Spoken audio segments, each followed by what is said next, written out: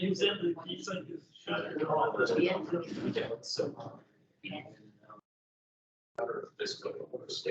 Same thing.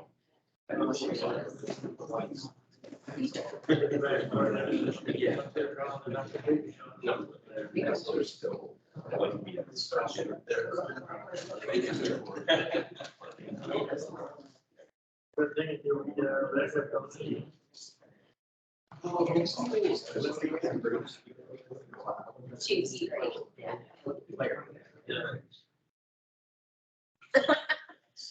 Don't think.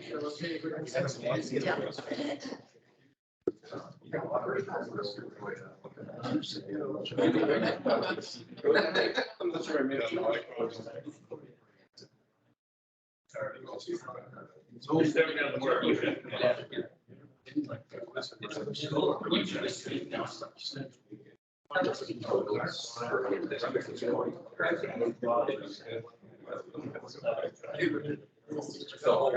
It doesn't matter how you read it. Everything has to go.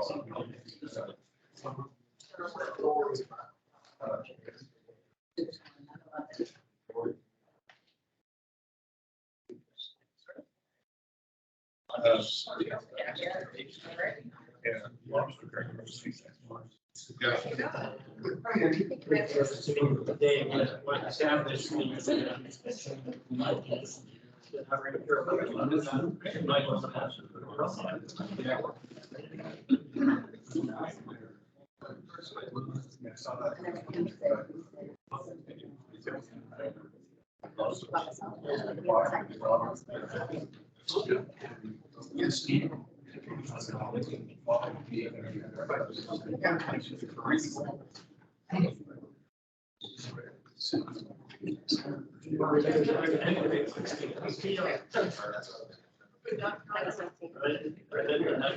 Never feels good.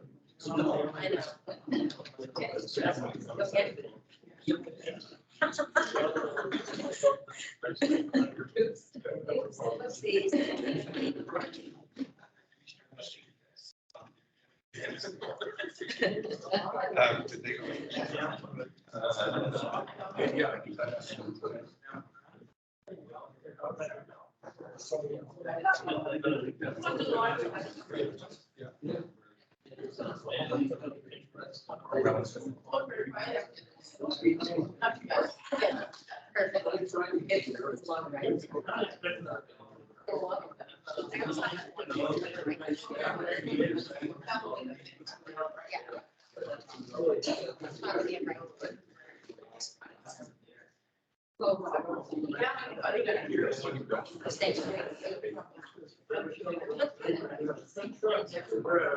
Shows here too. No. See, I haven't touched Richard. Do you always like to cover it? What was it? The Saskatchewan.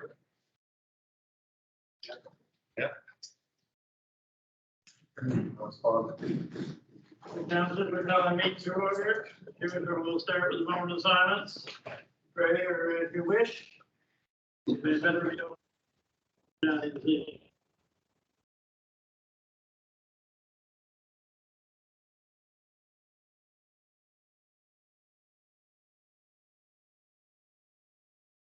Thank you.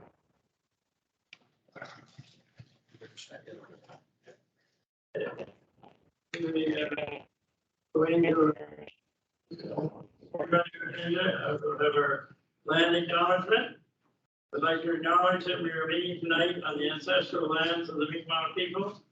I thank the ancestors of today's Mi'kmaq people for sharing these special lands with our ancestors, whether they came here 400 years ago, over 4 years ago. Further, we recognize and respect treaties signed with the Mi'kmaq Nation over hundreds of years and acknowledge the many wrongdoings done for the Mi'kmaq Nation over those years. We seek to reconcile those wrongdoings by our actions so we may all live in peace and harmony. Now, next item is the approval of the agenda. Somebody like to move that? So move, Peter. Second it, David. Moved and seconded. Are there any additions or deletions from that agenda? Seeing none, all those in favor? Aye. Against? Motion carried. Now, you received the minutes of our last meeting on June the 6th. Are there any errors, omissions, or corrections in those minutes? Any errors, omissions, or corrections? Final time, any errors, omissions, or corrections? Seeing none, we'll declare those approved as presented. We have a couple pieces of correspondence and thank you letters from Trevor Memorial Road Race and Big Brother Big Sister for over case. So, if there's no questions on those, we'll move right along to our resolutions. And our first one is Mary Elliott, the extension of cottage collection services until Christmas. Thank you. Whereas the Pictou County Shared Services Authority manages curbside solid waste collection on behalf of the municipality of the county of Pictou. Whereas part of this collection service, cottages are provided with solid waste, organic, and recycling collection for the long weekend of May through to Thanksgiving in October. Whereas the municipality has received requests to extend the service beyond this time frame as more cottages are becoming permanent residents. And therefore be it resolved that the municipal council for the municipality of the county of Pictou authorize the Pictou County Shared Services Authority to extend the cottage collection to December 31st, 2022 as a pilot project at a cost of $36,042, dated in Pictou this 4th day of July, 2022, moved by myself, Councillor Elliott, and second by David Parker. So second it. Okay, you've heard the reading of the resolution on extending our cottage collection until Christmas. It's been moved and seconded. Are there any questions on that resolution? Seeing none, all those in favor? Aye. Against? Motion carried. And now we have Councilor Padilla with our municipal service grant. Thank you, Mr. Warden.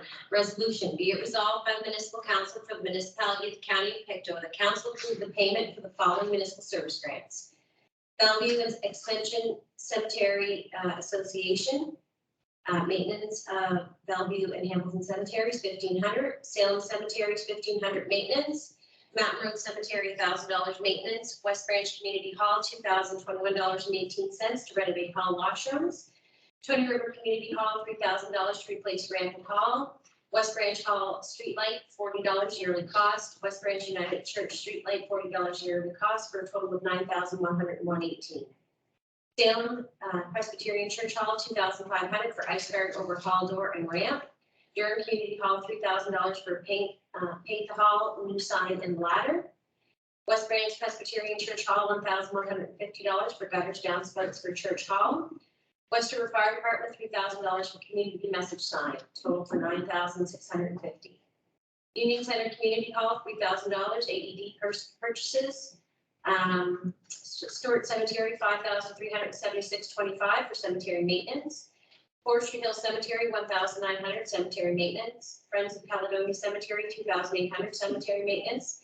Salt Springs 4-H Club, Fraser Urban Cemetery, $4,000 for cemetery repairs, heat pump, bridge, LED lights, and AED. Millbrook Area Community Association, $3,400 for a battery. Carpool Lot Streetlight, $490 for the yearly cost for a total of $20,966.25. Union Presbyterian Church, $2,500 for install electrical panel. The Collins Mountain Cemetery, $3,100 for operating expenses. Union Presbyterian Church Youth Group, $1,000 for operating expenses for a total of $6,600. Blue Mountain Fire Department, $1,500 operating costs and equipment. Virtual Community Club, $2,000 operating costs. East River Valley Community Development Association, $1,500 for newsletter expenses. East River Valley Fire Department, $1,500 for equipment purchases. Garden Beacon Cemetery, $400 cemetery maintenance. Plymouth and Area Recreation Association, $4,000 for installation of an entrance door. Plymouth Fire Department Ladies Auxiliary, $950 for equipment purchases. Plymouth Fire Department, $1,500 for operating expenses and equipment. Spring Bowl Cemetery, $400 cemetery maintenance, and Sunny Gray Cemetery Company, $400 cemetery maintenance for a total of $14,150. Florida Community Hall, $5,000 for hall upgrades. Friends of Iowa Park Association, $1,500 for maintenance of park. Eureka District Fire Department, Volunteer Fire Department, $3,000 for ongoing project and expenses. Hopewell First Presbyterian Church, $500 for war memorial maintenance. Alton Cemetery, $1,000 for cemetery maintenance. Hopewell Cemetery, $1,000 for cemetery maintenance. Hopewell 4-H, $1,500 for war cemetery maintenance and 4-H projects. Eastern Valley and Development Association, $5,000 for newsletter hall upkeep. Eastern Valley Recreation, care of Plymouth Community Centers, $1,500 for recreation for Eastern Valley and Plymouth, for a total of $20,000 for a grand total of $80,467.43. Dated effective Nova Scotia, the 4th day of July, 2022, signed by myself, Councillor Drummer McKeel, and seconded by Councillor Mary Elliott. So second. Okay, thank you. You read it through those pretty quick. Anyway, good job. So you've heard the meeting for the municipal services grant resolution. Chester, go ahead. There's just something I picked up on that said West Branch. 2 churches had a street light for $40. How come it's over 100 something for the one Salt Springs? Just different lights. It must be like this. Yeah, so I answer that question, so I'm talking about. And the difference, if I may, Mr. Chair, the difference is that there's just called small lights on the end of the building. One at the park in Salt Springs, some distance from the nearest pole, some distance from the parking lot, that required much larger. Thank you. Is there any other questions on the resolution? Seeing none, all those in favor? Okay, carried. And we'll now move on to the street light, hydrant, sewer maintenance, and sewer maintenance area rate resolution. Council Thompson. Thank you. Resolution be resolved by the municipal council of the municipality of County of Pictou, the council will authorize the rating and collection of area rates for streetlights, hydrant, fire protection, and sewer maintenance fees on applicable properties assessed in all districts as follows. For the fiscal period 2022, 23. Streetlights. Rate per assessment is 0.052. Streetlights, Little Harbor, Pictou Lane, 0.16. Streetlights, Abercrombie, Grayton, 0.017. And the flat rate streetlight charge of $49.35. The streetlights District 1 at flat rate of $9.09. Hydrant fire protection residential, $270. Hydrant fire protection commercial, so assessment of 8.43. Hydrant fire protection institutional, 0.47. Sewer maintenance fee is $325. Being further resolved that all tap rates and taxes as set out above shall be due and paid by the 15th day of October 2022. If such rates and taxes are not paid by the 15th day of October 2022, an additional charge will be payable in accordance to the municipality's interest rate policy. Dated Pictou, this 4th day of July 2022. Vote myself and seconded by Councilor Grayton. So seconded. Okay, moved and seconded. Are there any questions on the resolution to do with their street lights and sewer fire hydrant protection? Councilor Boyle. Yeah, I won't be supporting this one. The only reason is the hydrant, as you know, in Hillside, we're having a lot of problems with the hydrants, and people are around with the money they have to pay already, and now, going up. I just, because of the hydrants, I couldn't support. Okay, thank you. Councilor Burke. Thank you, Mr. Warden. In the past, we've had issues with collecting, particularly the fire hydrant charge. Have we made any progress on it? It was 3 accounts of 3 organizations that were outstanding. Has any action taken on those from past? That's sewer fire hydrant. Fire protection. So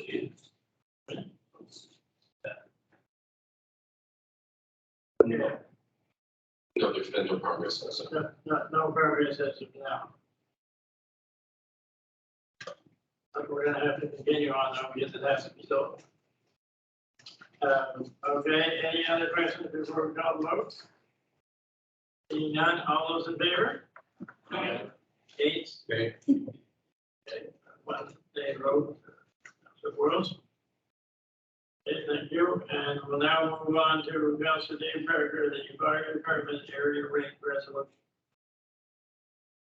It resolved by the municipal council, municipality of the county of Pictou, the council authorize the rating, collection of the following fire rates on properties assessed in the fire coverage areas throughout the municipality for fiscal period 2023.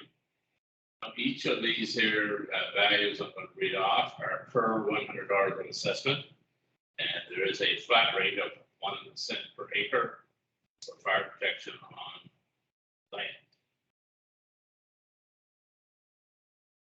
So for Abercrombie, 10 cents. For Alma, 9.8 cents. For Burns River, 19.5 cents. Blue Mountain, 19.5 cents. Caribou, 8.6 cents. East River St. Mary's, 19.5 cents. East River Valley, 9.5 cents. Eureka, 13.3 cents. Mindesy, 16.2 cents. Little Harbor, 10 cents. Merrimack, 17.4 cents. Pictou, 19.5 cents. Plymouth, 19 cents. River John, 9.5 cents. Scottsburn, 12.4 cents. Thorburn, 13.3 cents. West River, 12.4 cents. Trenton, just obviously outside the municipality, where they do provide service for a small area of the hillside area. It's a flat rate, 60.45 cents per residence. Be further resolved that all rates and taxes as set out above shall be due and paid on the 15th day of October 2022. If such rates and taxes are not paid, 15th day of October 2022, an additional charge will be payable in accordance with the municipality's interest rate policy. Dated at Pictou, this is the 4th day of July 2022. By myself, Councilor Parker, seconded by Councilor Mary Walter Kelly. So seconded. Thank you. So you've heard the reading of the resolution for the fire department area rates. Are there any questions on that resolution? Okay, seeing none, all those in favor? Aye. Against? Carried. Okay, next we have the 22-23 water utility budget. Councilor Palmer. For resolution be resolved by this council for the municipality of County Pictou. The council approved the water and utility budget for the 2022-23 fiscal period in the amount of $499,800. Same having been reviewed by the Financial Services Committee of Council. Dated Pictou, Nova Scotia, this 4th day of July 2022. Moved on the South, Councilor Raymond Cohen, second by Councilor Andy Thompson. Seconded. Is the reading of the water utility budget resolution, $499,800. Are there any questions on that resolution? Hearing none, all those in favor? Eight. Seven. Motion passed. Recreation grants, Councilor Dewar. Thank you, Mr. Warden. Resolution be it resolved by the municipal council of the municipality of the county of Pictou, the council approve the payment of the following municipal grants. Recreation, Recreation and Planning Commission, $350 startup grant for pickleball. Community Recreation Program funding $750. Units Lismore, Plymouth, River John, and Thorburn. Dated at this morning, July 2022, signed by the South Councilor Ted Ward, second by Councilor Andy Thompson. Seconded. Okay, we moved to second for the two recreation grants as mentioned. Are there any questions on those recreation grants? Seeing none, all those in favor?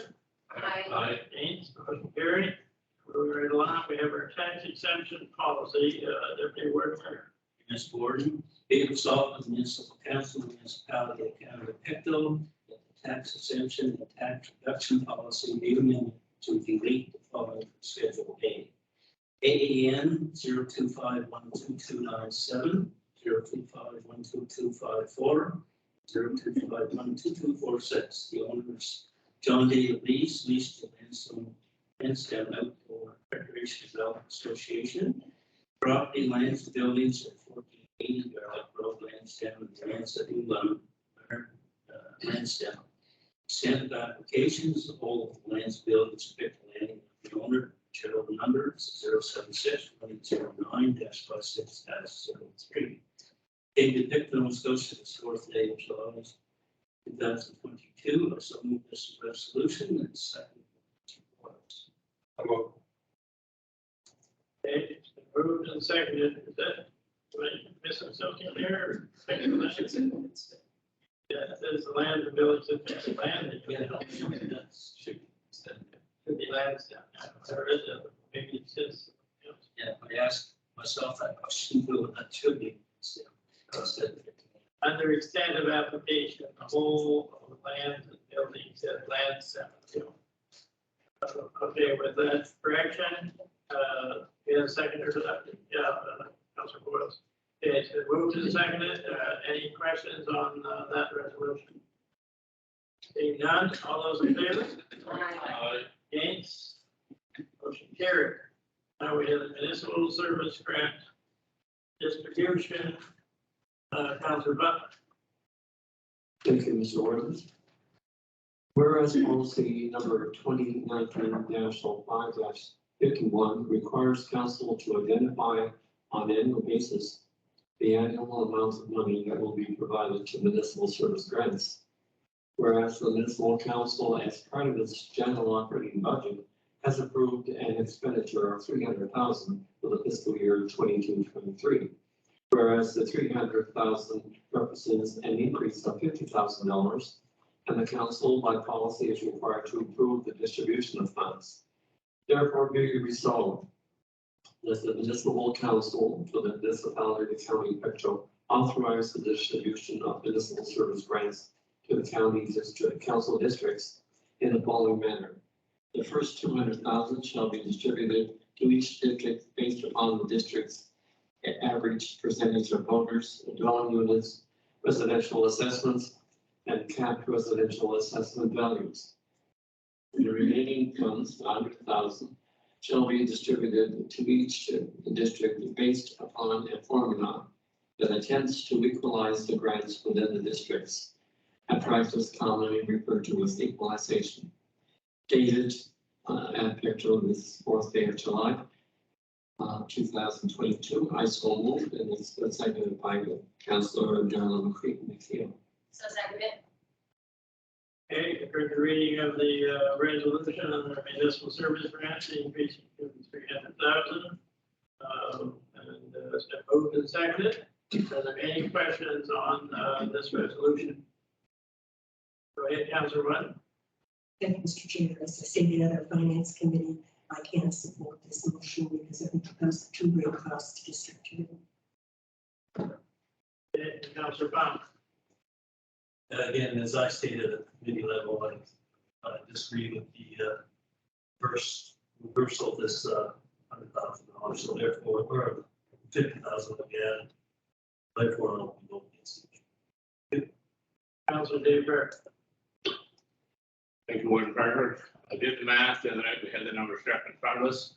With this policy, the difference between the lowest and the highest is about 25%. District 2 had the highest. Without this policy, the difference was, I believe, 48%. Question becomes, are we doing equalization, or are we trying to only allow certain groups to become ever wealthy?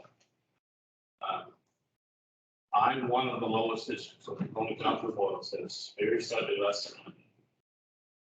We all know the cost of building materials, very project significant. So this is good policy, I will be supporting. Okay, any other comments or questions on the policy? Councillor Watt. Thank you, Mr. Chair. Just like to add that District 2 does apply a substantial role in what happens in this county and how it's paid for. So I do feel that we are needing to interfere with this organization. Our hands up, so I'll call for the vote on the resolution. All those in favor? Against? Nay votes? Councilor Palmer. Okay, thank you. Now we're moving on to our sheep value appointment and Councilor Dewar. Thank you, Mr. Warden. Resolution, whereas section 9(1), the Chief Protection Act provides for the annual appointment of sheep. Whereas appointments to this office will be made throughout the various districts of the county of Pitt. Whereas in accordance with the A4 Convention status of Nova Scotia, these appointments require the approval of council.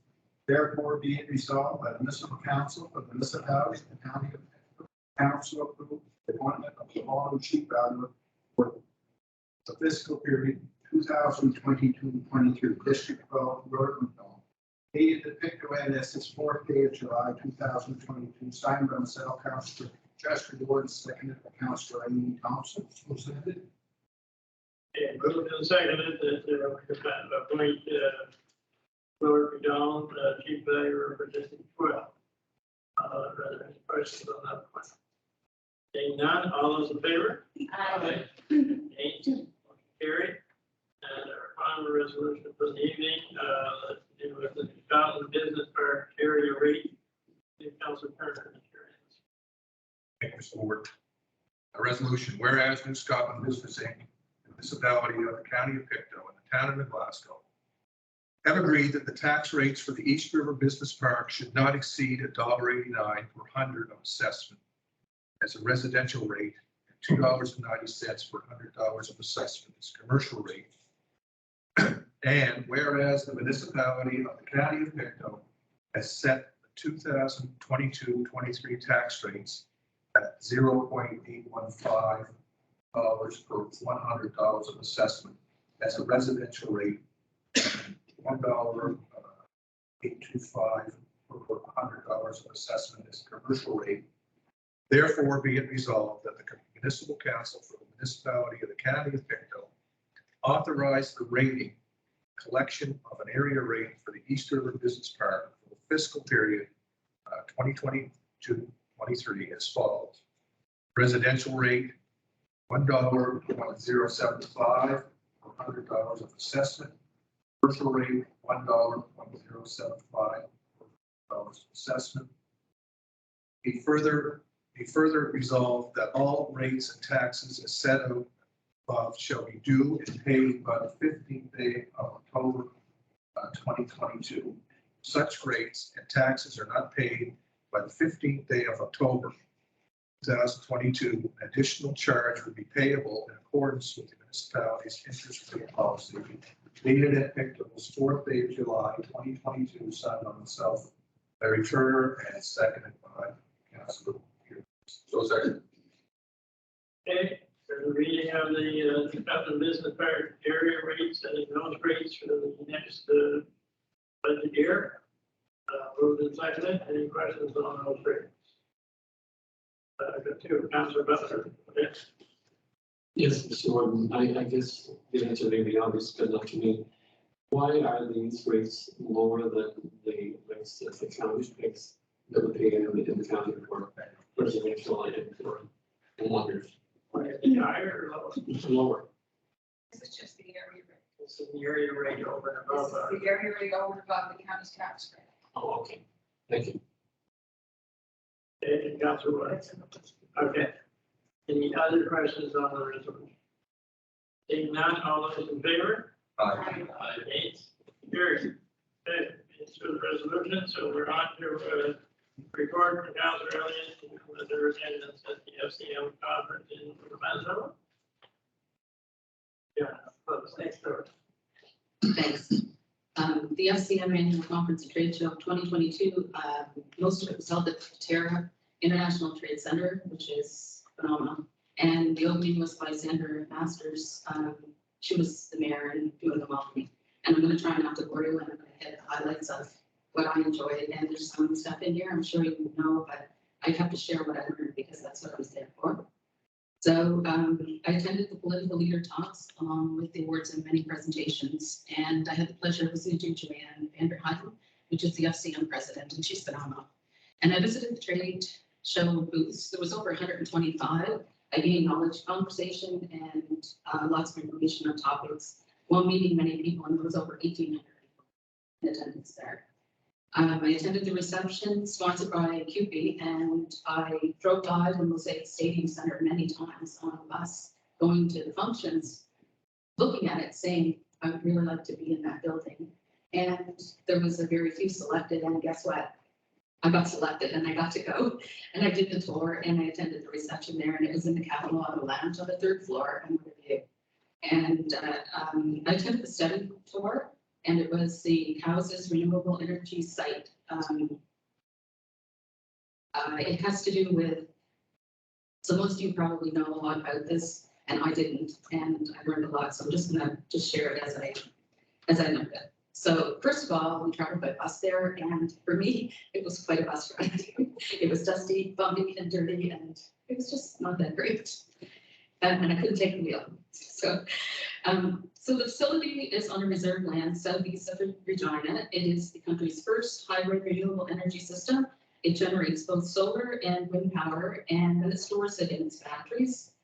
And the Western Economic Diversification provided $910,000 to buy and install over 1,100 solar panels there. And for me to see those panels, like it would be like, I don't know how many of these rooms. It was unbelievable.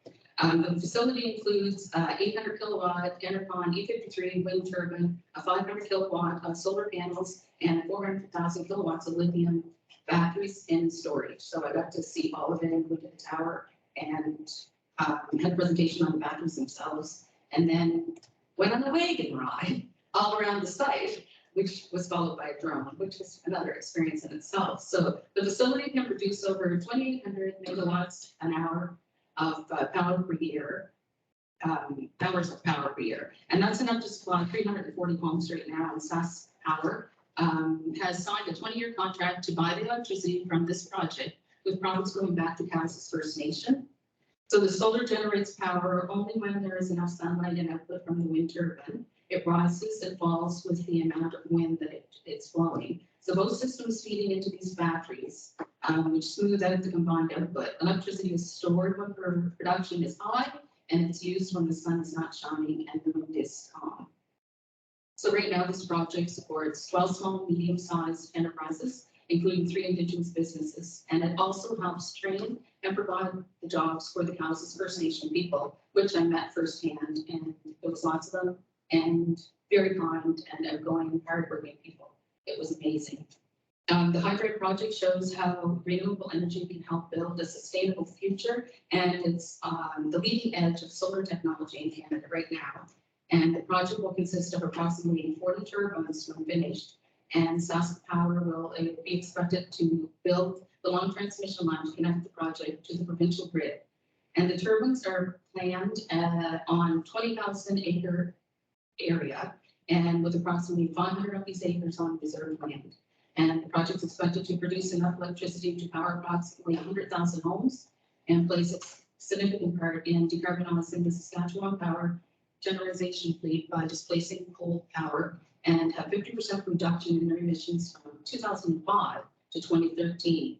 And the tour was amazing. I wish everybody could see and get the information and the feel that I got. I attended 2 receptions while I was there as well, and one was sponsored by Metro Vancouver, and they were above and beyond. It was held at the Saskatchewan Hotel, and I attended another one, and it was the Mayor's Welcoming, and it was held at the Regina Delta. And the food and people, and I think I could go on forever about how great it was. The Gala closing dinner was very well attended, and there was performances by 3 different bands. They were spectacular, natural talent, and just dynamic voices. And the highlight for me was the host of the MC. He was a stand-up comedian, and he was a magician, and his name, you might even know him, is Matt Gore.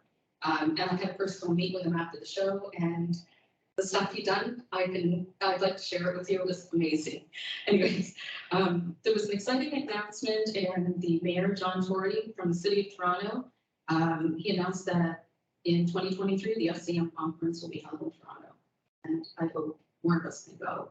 So I have some photos here, and if anybody wants to see them, they're certainly going to find some writings on the back so you can actually see and experience what I got to see. It's been an honor and a privilege to attend Regina FCM of 2022, the annual conference and trade show. And during my time in this wonderful city, I was able to learn new things, connect with municipal peers, make new friends, and it was incredible. And the FCM conference experience was above and beyond it. Thanks. Thank you, Councilor Elliott, for that report, and thank you for taking your time to be there to represent us and to bring the information back. Always good to get away from home and find out new things, and especially taking back and sharing with the rest of us. But I think that 100,000 homes actually the energy provided project. That's where the world has to go. Where we all have to go is to energy that's renewable. Let's say they're well on their way. Okay, thanks again. Is there any questions for Councilor Elliott? I don't know. You have one. Should I pass the photos or wait till the end, or what would be the preference for that? Wait. Want to do wait till the end, or? And then everybody getting up to leave, though. I have around now. Okay. Yeah, because everybody getting up to leave. That's Okay, we'll move on then to the next item. Oh, sorry. Go ahead, Councilor Rose, Mister. I just wondered who won the cruise and shit. So they had a $2,000 voucher Oh, never done. for travel instead, and it was at the Mosaic Stadium. And in order to be there, in order to win, you had to be there. So it took a long time. They did almost 20 draws, and I'm like, they're going to pick me yet. But it didn't happen. And they finally picked someone that was present, and they got it. And it was someone from Ontario, and they were pretty happy. But there was one lady in particular. She said, like, someone had been drawn, and I'm going to tell them they weren't here. Okay, any other questions for me? Not, we'll move on into our report from Council Butler on the Valley Villa construction and difficulty. Yes, Mr. Warden, thank you. Just wanted to give a little update in regards to Valley View. The new facility is anticipated to be completed within 3 years. We're proceeding with the purchase of land, and I'd like to say, I guess this comes forward from the team engineering, the project manager. They were very pleased with the cooperation they're receiving from both Jeremy Lewis, our development officer, and Brian Collins. We're going through the stages of doing an assessment and survey work. So these are the initial steps, and they seem to be proceeding according to plans. The auditor's report was given to the board just recently, and it was a very favorable report. We're making significant progress in taking down our debt. We're hopeful that with the present trends that we will be able to erase the present debt within 3 years. That's my report. Okay, but that sounds good. By the time the new one's ready to go, we'll have that go. Okay, I'm going to open up for questions, because I just wanted to ask you for clarification, Councilor, whether if everything goes ahead with the land sale and whatnot, the new facility will be directly behind the facilities there now, is it? Or? That is correct. Okay. Okay, I just wanted to be sure everybody understood that. Are there any questions for Councilor Butler on the Valley View update, Valley View Villa update? Great to hear that we're going to have a new facility for our seniors, just before I get there. But no, it is good news that we heard so much during the COVID, the difficulties, I guess, in a lot of homes, certainly not in Valley Villa, but in a lot of homes across the country, senior homes, and 87 to share bathrooms and airport rooms and stuff. And I know that wasn't necessarily the case in Value Village, I'm sure, but it'd be good that we're in the planning stages and 3 years goes by very quickly. And we'll have excellent facilities for seniors here in rural municipality or really open, I think, anybody in Benton County. Okay, we'll move right along then to our backpack program update. You'll remember we discussed this one when we were discussing the breakfast program in schools and request from a number of counselors as to how to handle it. Do we handle it under our municipal service grant or do we have something in the whole as council? Yeah. Sure. So we contacted the various schools, and the vast majority of them do offer a backpack program. They are all run independent from the breakfast program, so they're two separate programs. Pictou Academy do not have one, but they offer a pantry that students can go to and pick supplies home from. And Salt Springs offer rather than a backpack program, they do an in-school hot meal program for students once a week. Dr. W.A. McLeod is starting a backpack program in the fall.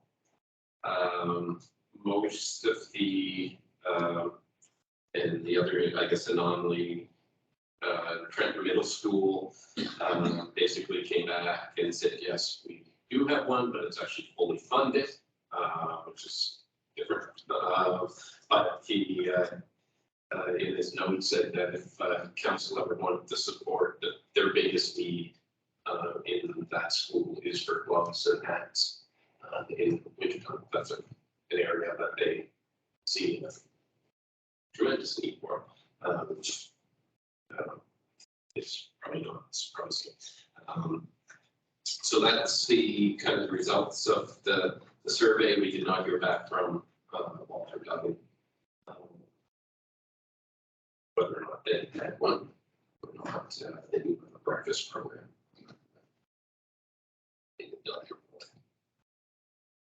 And then on the memo, the column 2020 breakfast program, that's really about separating to various schools. Okay, thank you. So the question, if I recall back to the beginning when we were talking about the breakfast program, whether they're separate programs or whether they're part of the breakfast. It appears that most of the schools have separate programs with some variations here and there. And so the question was whether we were going to support it as a council, so much each school like we're doing the breakfast program, or whether they would come out of each district as part of their municipal service grants. That was really questions that we were at, I think. So we need to make a decision if we're going to fund it, that each school like a breakfast program, and how much and where does the money come from? Or are we going to say that it comes out of municipal service grants, which we already know, where the money's coming from? So those are the questions we have to answer. I think we need to keep in mind that if there was need, school years closed down, there's always a big question of what happens for 2 months in summertime. But if the need was great before, it's probably going to be greater because prices have gone way up along with everything else. But so for those children whose families were struggling to have enough food, and that's why the backpack program was instituted, that problem is probably going to be worse summer, but also when you go back to September, we have to keep that in mind. So I'll open the floor up at this time for councilors' comments on how they think we should handle backpack. Okay, Councilor McKeel and then Councilor Love. Thank you, Mr. Warden. I just have a question first for administration. Just wondering what's in our budget for this? What do we budget? And is there a recommendation from administration on forward with this? So we didn't budget specifically for this. we did set a $5,000 contingency in that council program. And at this point, I don't think we have a recommendation on what the breakdown would be. I think the way the 2020 program was basically, it was all the rural schools received $1,000 and the other schools received it per student rate. So I think it was $7 was the rate was paid for the other schools, the county schools. There is no recommendation at this point. We're putting it out there to see whether the council feel that the service grant or not. We have anything to decide a lot that. That are here, Councilor Kim. Yes, thank you. Councilor Button. Thank you, Mr. Chair. Just first can comment about when I was for the summer, the Nova Scotia realized this is a serious issue. And so they have put boxes together that can distribute it. We can try to get in contact with the various people that organize backpack programs. To know that these boxes will be available, children's boxes, and basically the same type of items are in these boxes, such as fill or cereal, or this sort of thing. So we're going to try to get those boxes out to those children that won't have this program for this summer. So that's one thing seen in the summer. I think that just shows the importance of this program and how important it is that it can else to come involved and support this as well, because I think it just shows there are children who struggle with food, especially it's scary to think that they don't have weekend that we need or something that they may end up indeed. I guess my question to you, Brian, would be, do we have any idea what's the cost of the backpack program in relation to this program? No, nobody supplied that information. Some of them it was just a simple, yes, we have it. Others said, upwards of 20% of the school population using it. So they're school to school thinking, but some of them, I believe Tam Gush, they said this was their first year running it, and they, I think, had 20%, up to 20%. So That's my concern, that the numbers are high. The thing I like about our contributing to the breakfast program is that it's like a fair distribution to all the schools. It's not just one or two schools getting some money towards the program. Based on council supporting it, it gives all the schools a chance to have received something I would like council to consider. Decision. Councilor Burrows. Yeah, I talked with the lady that, someone on Frank H. and everything, me, it's a great program. And it's good to hear that there's other schools that are doing this and getting involved, because, it's not only feeding the children, it's helping to feed their family on weekends and stuff like that, you know what I mean? And it's Gordon said, I mean, everything's going up and the price of stuff is just going through the roof. And I mean, probably a lot of hungry children as well as adults and seniors and that around, and anything that we can do, I think would be great. My outlook on it is that I already said that happens here, we don't go as a group, that I'm in the 800 out of my already. And just wondering, I think there's other councillors here that also told them that they would give them some money. So if it's anything under 2,000, I think they'd be better off going if they went through getting it from our municipal money rather than turn around and get the set rate, because we're going to get them more. So that's my outlook on it. Okay, thank you for that, Councilor Burrows. Is there anybody else as input on this, Councilor Turner? Thank you, Mr. Ward. I shed a little light on the Walter Duggan situation. There's nothing filled in there. First of all, they don't have a backpack. That is no. But they do have a meal program so that if a child comes to school and has no lunch, then take it from the cafeteria. So it's kind of a meal program that they have. But I've witnessed considerable amount of children using this program. There's quite a diversity of socioeconomic circumstances these children are in. And in terms of the breakfast programs, we talk about 20% uptake on backpack. The breakfast program, and it's a different circumstance because it's breakfast, but it's probably the class that I had, probably 50% of the kids use the breakfast program. So supply fresh fruit, granola bars, crackers, things like that. So there's quite an uptake on that. So and in terms of the backpack program that I've witnessed, it's something that's really needed by these kids. Whatever we do in terms of administering it, it's more than 100%. Okay, thank you, Councilor Turner. Any other comments before we move to making a decision here? Thank you, Mr. Warden. Yes, I think this is an excellent program and certainly needed. I feel that it should be the municipal service grant. I feel it's going to have enough money. At least 2 schools in my area have to give up money for them. There's going to be less for the halls and stuff. So I think it should come from the council grants. And I was so moved was that we put back for administration to look at it.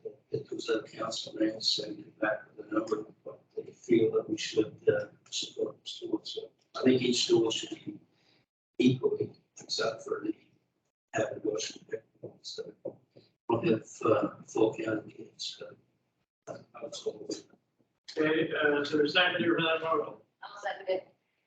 Moved and seconded that we support the backpack program through a council grant rather than the municipal service grants, and that we ask administration to bring back a recommendation on amounts and how those amounts will be divvied up and where the money will come from. So that's the motion, and I have Councilor Morris also speak. Just, I hope that this can be done for the next meeting anyway, because you guys get ready for September, and that's what it's going to be really, as we all know, really going to be needed. So, I mean, the more we make the wait, they're sort of like us, I guess, with budgets or something. And it'd be nice if we could have it done one way or the other next week. And I think we probably can. I don't think it's that onerous to ask and just figure, where the money's coming from, how much, and divide it up with some of the details of it. But I'm sure that we should. I agree with you though that we need to be ready to go when school year is ready to go. But it was good to hear that the Nova Scotia is helping to support some of these families over the summertime. The need is almost endless. There's all kinds of efforts being made by various groups, whether it's supporting food banks or supporting other ways. But as we move into the fall and winter season, and you go to fill an oil tank and drive over $2,000, yeah, the need is endless. So you have a motion on the floor. Heard the motion. Is there any further questions or conversation on that? Go ahead, David. Thank you. Just wanted to add that I was talking to one of the parents involved in the backpack programs, and she said because of the publicity from police, it actually sparks the donations came here to the backpack program. So even that's something we can promote as a council, that people can make donations to this. Something just didn't want Some publicity is always good. People are aware of the breakfast program, not so much of the backpack program. And so if that helps in some way, then it's going to take everybody pitching in to get it though through the next winter here. So I'm gonna call for the vote on that motion then. All those in favor? Against? Carried. Thank you. And we're on to our rural broadband update. Brian.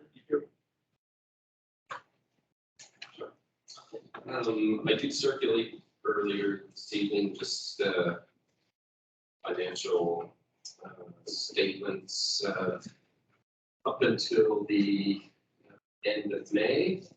So just where the expenses are as of the end of May. So we are still on the phase 1 project and the RDN project, both still within budgets. 2 million on phase 1 and we have 3.4 on RDN. So on the wireless project, number of the co-location towers are scheduled for the month of July to be climbed and have the equipment installed. The Churchville Eureka Tower is scheduled to arrive either tomorrow or Wednesday for installation there. And we've resolved power easements out there to run power to the sites. On the wireline side, Telecom are continuing to do splice work out in the Lions Brook area, moving along. As well, they are running fiber on the poles as it is now moving towards the Central West River and fire station there. So moving towards the fire station, which will have a terminal located in it. The building here, the white space here is basically complete. This afternoon, at about 2:30, internet service went down in the northern part of Nova Scotia. There was a fiber cut. And so basically the Eastland fiber is down. Nova Scotia.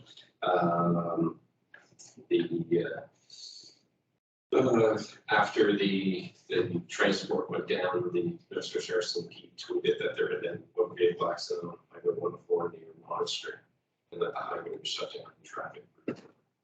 So the cause. So that is why once our network is completely built, we have the redundancies built into it. You have the Eastland transport, you have Rogers transport, and you have the second Rogers transport.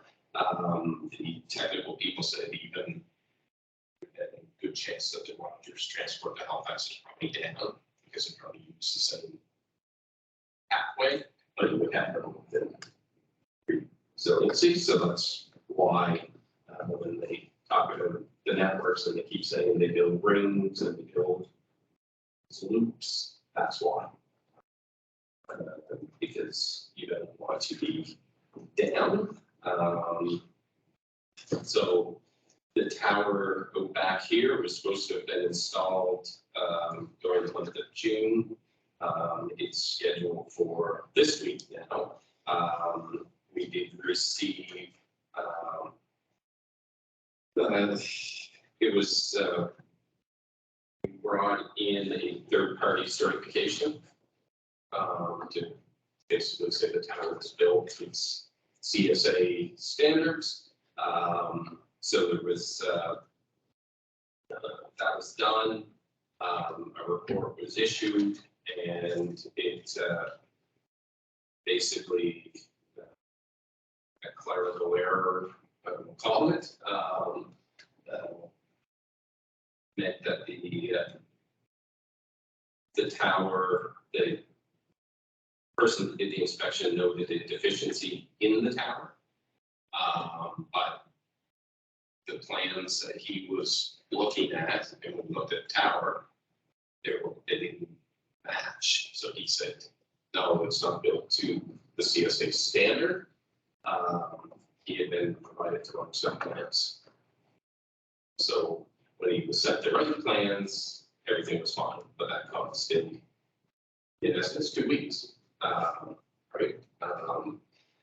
So, but that has been resolved, and it's interesting that the cart that was basically noted was an accessory to the tower. It's not something that's actually even needed, but it was on the drawing, so it was flagged.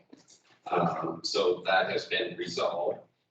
So the team that's going to install on the antennas, that should happen this week.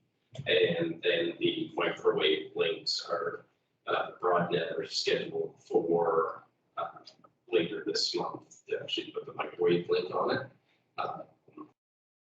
which will then help feed some of the other towers that Bird John, Bird Kale, things like that. So there's it's continuing to move. It seems at times at a snail's pace, but it is moving forward. We have the test customers, the 12 test customers. I believe there's a few more of those to come on board. So the 12 customers, we basically divided amongst the 3 ISPs that we currently have. So each of them gets 4.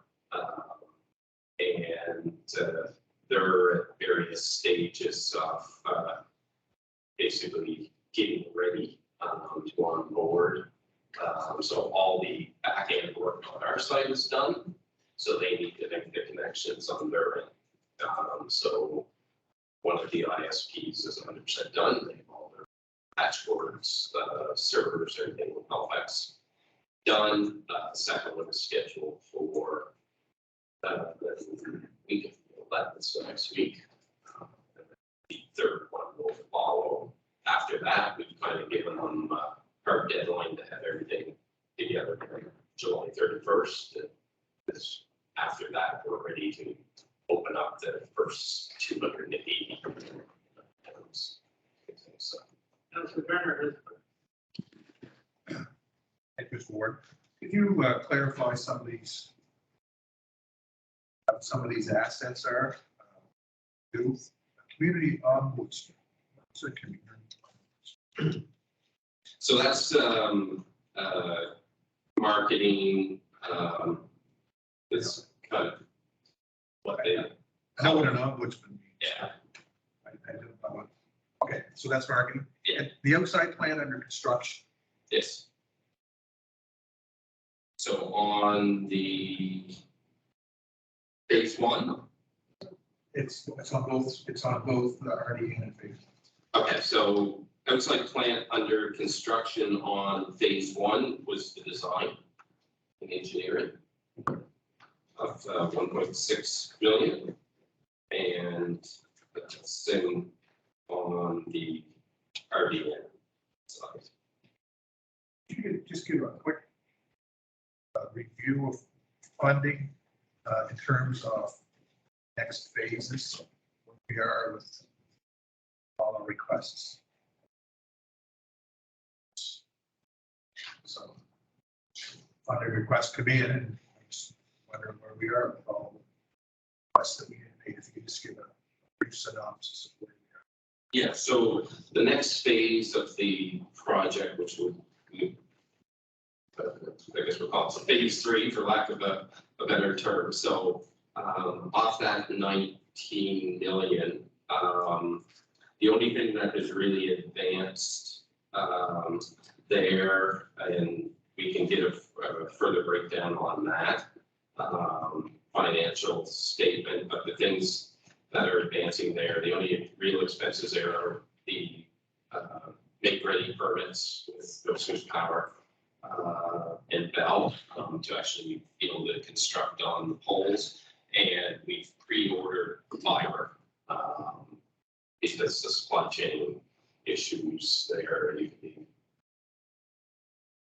anywhere from 9 to 24 months getting fiber. So we need pre-order some fiber there, as well as some of the terminals and stuff that will go on the poles, simply due to supply chain issues. So I believe the first order is something like 50 kilometers of fiber was ordered within in advance. So that's basically where that would be at. So there's not a huge expense on that next phase at this point, just the make ready and getting the permits in and advancing that work. So once they're approved, you can start construction. But as I say, the RDN and the phase one currently are both within budget. Phase one will probably coming closer to the 11.3 million. And right now the RDN is probably trending to be about $1 million under, under as far as overall expense.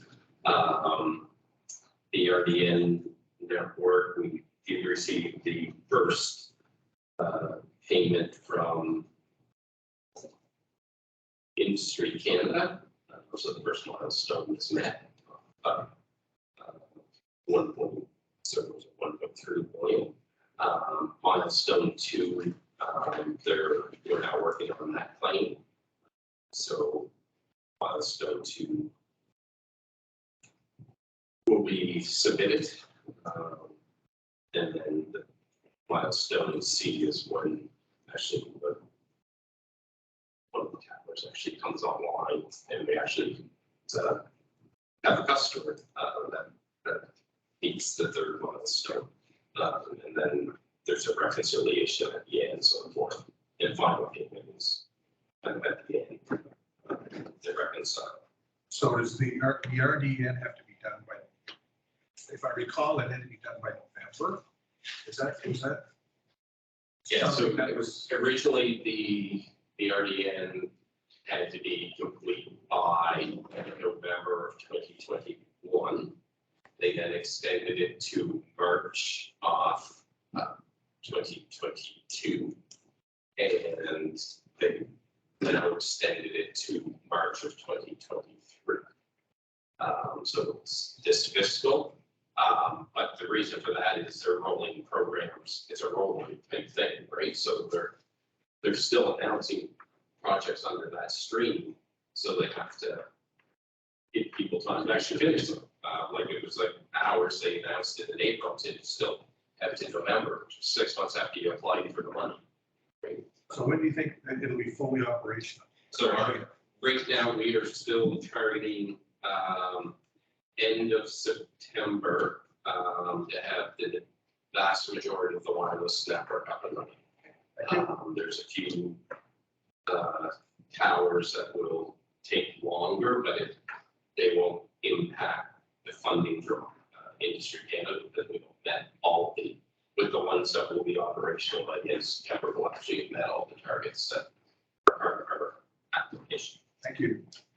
Okay, that is good to hear, because it's July now, and I know people are anxious to get some of this up and going.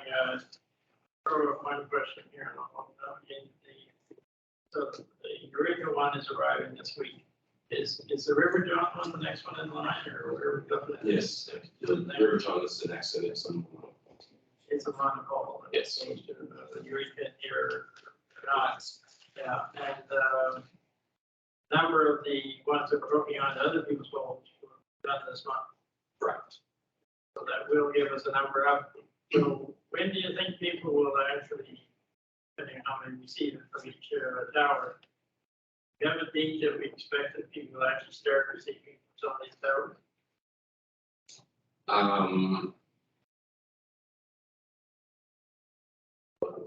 If ours goes live this week, then this week will be the beginning of it. So generally, once the tower, the equipment's installed, it's a week after the equipment is on the tower that they verify the strengths. And so it's generally within a week. So it So goes on this week, sometime I think it should be. Other people who simply call in and say it's on our website, I guess, saying that it's ready, call in and say, hook me up. yes, so once the towers become operational, it's very similar to the fiber deployment. So there is basically a heat map or generated from that. And then once we identify who's serviced, then they will receive communication from the municipality on the wireless side, explaining how to enroll. They will have the whole thing there. So, and the wireless will have a two streams. If somebody is technically savvy, they do themselves. There's a kit, but if they're not technically able to do it, then there's an install. So, Okay, that's a common question. When will I know and not what do I do when the time comes? Okay, any further questions? Go ahead, Councilor Butler. Mr. Stewart, recently I had a chance to have a discussion with our premier. And on the issues that he brought forward was the fact that the province is going to go again with assisting people to install Starlink. How will that affect us? At the end of the day, I think some people will go that route. I think the reality, like we've been getting people here that currently have Starlink and are saying that once ours becomes available, they'll probably switch. Starlink is more expensive, right? So, I think overall, the analysis that was done was it might have a 3 to 4% impact on ours. Not a significant impact. Okay, any further questions for Brian tonight? Councilor Thompson? Thank you. I've got a couple here. So the outside plant under construction line, that is for design, is that correct? Pardon me? Outside plant under construction, that's basically another way of saying design work. Yes. So the 1,661,000 line on the phase one, is that for the design work that Nova Rock Communications did for us? Correct. So it's one invoice, right? For a couple of invoices. Yeah. Do we have all of the design work in-house now? Yes, everything that is, it's all been updated, it's all computer driven right down to the polls, so they know exactly. On the 1.6 million that we paid Nova. Was there any other companies, we hired another company after that, Digital Ubiquity came in to try and clean up some of the messes that were in the original stuff. Did they go back at that design and have to fix stuff and redesign? I would say, yes, there were things that were changed. simply because not building the Truro changed some of the design. But at the end of the day, like what happened, like we were putting 288 strands to Truro. We took that fiber and deployed it within Pictou County. So there wasn't necessarily a design change per se, but the way it's attached to the pole, because it was different fiber type thing. So that was part of what they did. Management and oversight. I looked at between the rapid deployment in phase one, it amounts to $1.747 million. Who got that? What companies benefit from that money? So that's digital ubiquity. Is that all? Yeah, and that also would include some of the software systems that are behind it as well, like the licenses and What about iValley? Are they in that?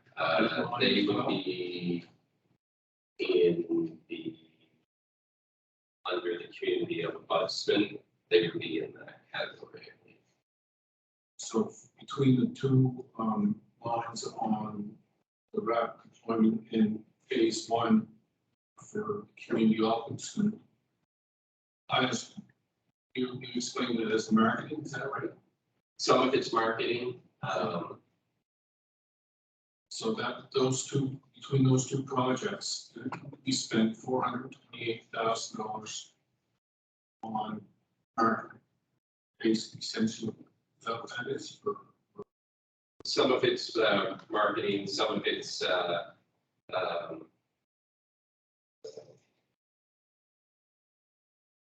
I guess trying to sell the network, things like that. So marketing may have been too broad of a term. Yeah. Borrowing costs is another question I had with Bank of Canada's putting rates up. How's that going to impact the costs for this program? Because we're going to be borrowing lots of money for this. So right now, the short-term rates have not changed a whole lot, like our bank's acceptance that we borrow from RBC have not gone up the way like mortgage rates and things like that, because it's a completely different vehicle. It's a cash management vehicle, so we're buying it for 30 days type thing. So the rates are still to make them slight adjustment. But yeah, it's like few hundreds basis points. Like we were at like 1.17% and might get to 1.2 now. So it's a completely different money mechanism. But long term, but when we get to municipal finance board, they there could be fluctuations there. There have been fluctuations there over the last couple of years. It's been trending back up anyways since 17, 18, 19, the rates were kind of at their lowest points type thing, and they've been inching back up, not to the degree like they're still well below long term. I think they're still well below 3%. And this tower that we have on the building, does that have equipment on it now, or we still waiting? No, so that's what they're scheduled to do this week, is put the antennas on that. All right, thank you. Good question. Thanks, Mr. Chair. Just kind of get my head around test customers. Georgia never was test customers. Correct. Still on. This town is not hooked up, so we're going to put together test customers on this town, so hooked up to the various ICNs. So he's working to us. So what are we hooked up to? Like, where are we getting our service? The tower's not on the central, the towers are hooked up. And he's working through our system. Right, so he was on the, in essence, our tower here. Well, there's no equipment on it, all the fiber is run to that tower, so all the circuits are live in this building. So the original test customer, so in the room back there, there's various racks. So one of the racks is the wireless rack. And so the test customer, while he's on a fiber install, so they went and did a fiber install to his home. What they basically did here, because the commercial ISPs were not on at the time, is they plugged them into the wireless. So he's has a fiber service, but his circuit is just what would be dedicated for a wireless project. So So that's, he's working on our wireless.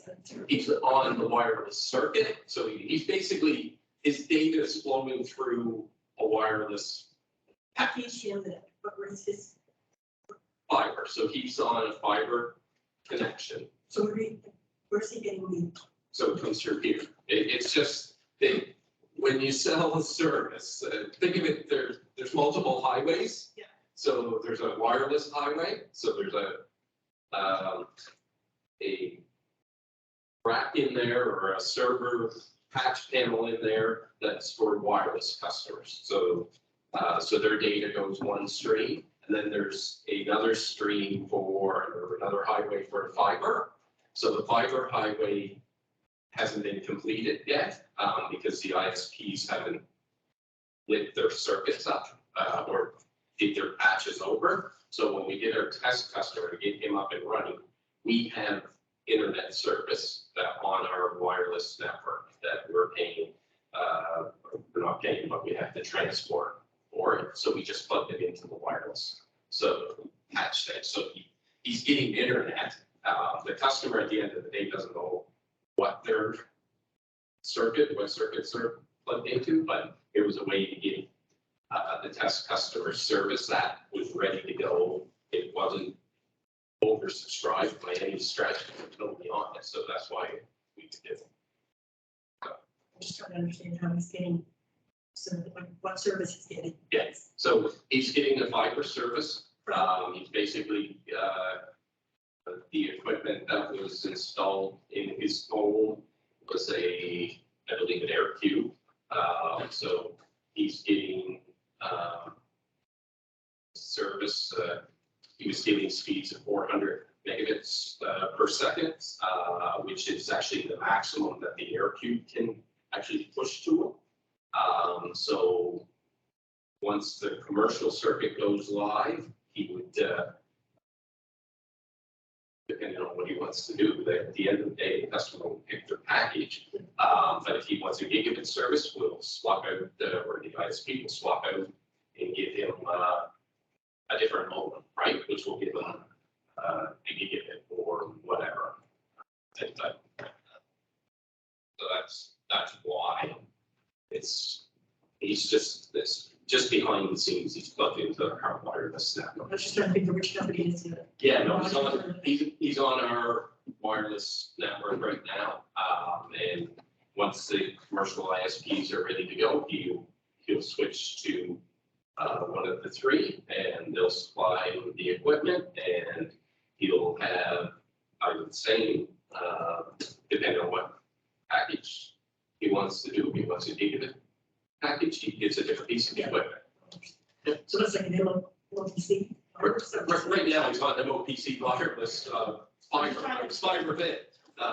So yeah, Tower not hooked up. it's a little confusing, but it's all, at the end of the day, the internet is a bunch of patch cables and racks. That's all it is. But our 12 test customers will be on wire. They will be on wireless. They're on wire. They will all be switched off of that circuit to a different circuit or a different panel. Testing that, how well it's acting and working, it will be fiber. Yes. They don't know, but they're not hooked up now. Or are they working? No. They're working on them. The only ones are still just the one, that's hooked up. The other ones are being scheduled, through Telecom to go do the home installs over the next couple weeks. And one of the ISPs, I can tell you, is actually talking to Telecom to do, like right now, it's a two-step process. In essence, we install to the home and then the ISP goes and does the final connection. One of the ISPs is actually talking to Telecom. That would be one that Telecom will do the install to the home, and then we'll actually do the residential gateway install. So it'll be one visit as opposed to two. So. Okay, any more questions, or we wind this up and go to the, okay, let's move on to doing the announcements. Are there any? Go ahead, Councilor Boyle. I just have a couple here. The first one, just want to do a big shout out to the Alliance Fire Department and Accelerate, especially Steve and Dee Stewart for organizing the ride for a site for the burn camp on June 25th with different chapters of fighters. Chapters came from all over Laney, Canada, and they tribute to this this event, and they raised over $6,000 in Still County that day for the camp, and the Premier Houston and myself both attended the ongoing event, and it's really something. It's something that anytime they're putting it on, council should try and get out to see it, because it's for all kids, all over. It's really something to see. Also, I'd like to announce that the hillside of Paul has the renovation with the new part has been completed, and we're just in the process of just cleaning things up and ready so we can have an open house. And we'll be having an open house, and council will be invited. And thank you for all your support. Sounds good. Councilor Dave Barrett. Yeah, I just wanted to bring thanks on Friday, June 24th. In the afternoon, we had a ceremony where the official unveiling of the new sign on the former Pump Road, it's not called Nancy's Way. There were about 20 people attended, including family of hers that were home from Calgary and over hers, being Nancy, late Nancy daughter. I want to thank Brian and Suanna for taking the time to out and officiate. It was raining, sometimes quite heavily, but we got it done, and as Preston said, first of all, that we want to convey his thanks to council, not just for the renaming of the road, but the effort we went through to get that road taken over. The road is so much better than it was before, it's really not edge to describe it. He is now very proud to live at 79 Nancy's Way. He said the rain were actually tears of pain, tears of joy. So very appreciative. Him and his family, and even the residents, the other residents of the road, are very appreciative. I want to relay that in person to council. Here, thank you. Councilor Dewar. Thank you, Mr. Warden. My community announcement is that the bridge in Eureka is going to be closed for several months to be replaced, and that's wonderful. It means that local contractor Doug Lowe's Construction yeah, they did the spring one. They're down Monastery one, and it's just going to be wonderful. It's going to be a double lane bridge with a walkway on it. It's $3.3 million. It's going to be spent. Thank you. It's running down that road. Thank you, Jennifer, and Mary. Just a reminder that the River John Old School is going to have their Sunday market, July the 10th. It's 10 to 2. And I'm happy to announce that Tony River Community Hall will be having its barbecue this year.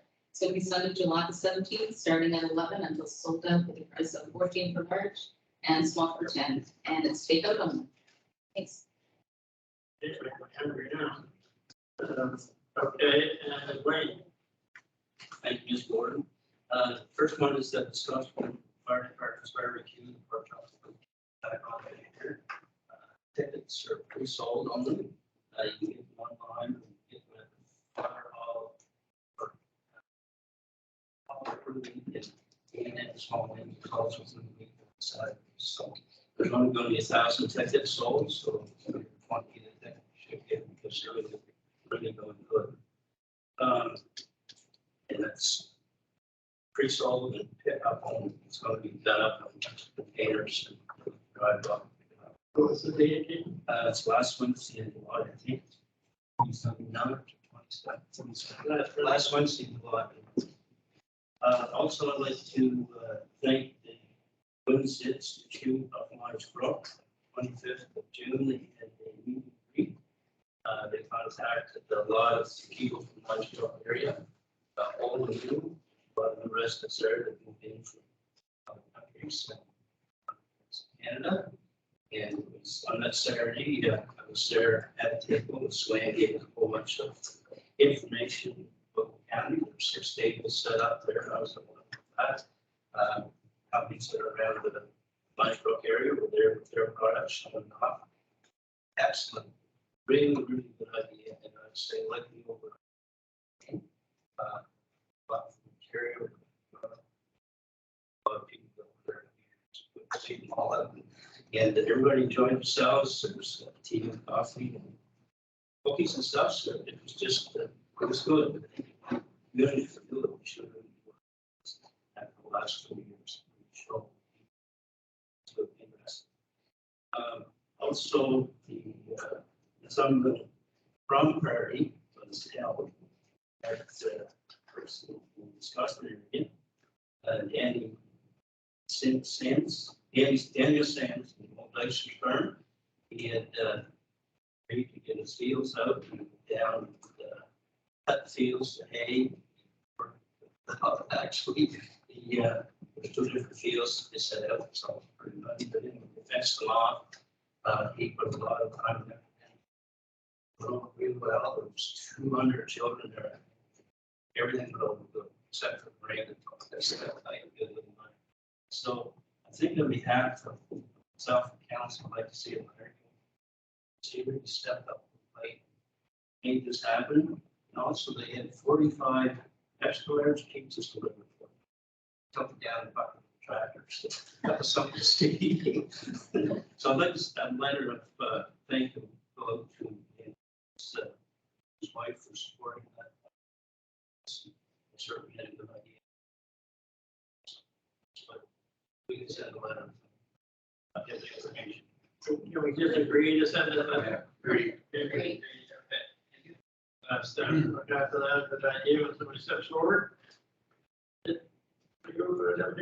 there any other committee? Go ahead, Councilor Bowden. Thank you. I just wanted, tomorrow's the first day of summer rec to East Quebec. Hosted it in 2 spots. Rainy days are in Plymouth. Sunny days are in Springville at the recreation complex out there. 4 great leaders that have strong connections to the East River Valley. There's going to be 30 to 35 smiling kids every day out there. Just of note, there's a lot of families looking for recreation for their kids throughout the county. And we had inquiries from West Pictou, and they're desperate to find places to send their kids in the Alma area. They're willing to drive from Alma to Springfield every day to provide some recreation. So I think it's something we need to, as a county, we need to put a little more emphasis on, because there's some holes in our county as far as areas that don't have a full-time recreation program. I think it's important for young families to have that outlet for the kids. So, but all the best to all of the summer programs this summer, and it's nice to see the kids playing outside. I'll add to that, I agree that areas of this world that have very little recreation and my district, District 6, and how they're trying very hard in the Salem area, which would cover Salt Springs, Union Center, Green Hill, Durham, a big area. They've been at Springville, I know, have a look at the facility over there, and then like to create or use that as a pattern. It will be very much that there's some areas that are rural municipalities that are not serviced well right now, but our recreation, people, Claire and Cindy are both working hard with people too. Okay, now, do we have any further announcements? Go ahead, Karen. I just wanted to encourage people in District 4 and surrounding areas to come in and enjoy the Pictou Lobster Carnival starting the 8th to the 10th, because it's very important that we support that event, because the people that I know and other committees went to a lot of trouble to organize that, and I wish them all the success and good weather, of course. Okay, I was gonna mention that one, there are areas that aren't necessarily taking place in our rural municipality, but they're very important events that are, supported, and a lot of people in the county do a lot of the organizing for these events. So we put significant money into the Lobster Carnival, but also the other one I want to mention that takes place tomorrow is the grand opening of the revised, I guess we'll call it, Trenton Park. So that Wednesday. or Wednesday, sorry, thank you, Peter. Trying to move along a little bit there. On Wednesday at noon, calling for a bit of rain, but we're tough enough to take that. I think that we put significant money in from this municipality back a few years ago, and again, a lot of our young folks looking for recreation, looking for middle-aged folks, whether it's hiking or all the playground equipment there and everything. So it's going to be nice to see that officially open. Of the dollars that we put in here going to good use. So it's not always in our own municipality, but there are events like clubs and Carnival do that are taking place in the neighboring municipality, but very much well, we're celebrating Harvest of the Lobster, which are all in the rural areas, so or most of them are Harvest of the rural areas. Okay, so are there any other? We've got a lot of stuff going on here. Obviously, that's a good thing. Summertime. Start to do these things in January and February. So if there's no further community announcements, we'll move on to emergency resolutions. Unanimous consent required. Are there any emergency resolutions for the team? Seeing none, I need a motion then that we go in camera. Seconded by Eric. Okay. All those in favor? Okay, we'll have a 5-minute break and then we'll go in camera.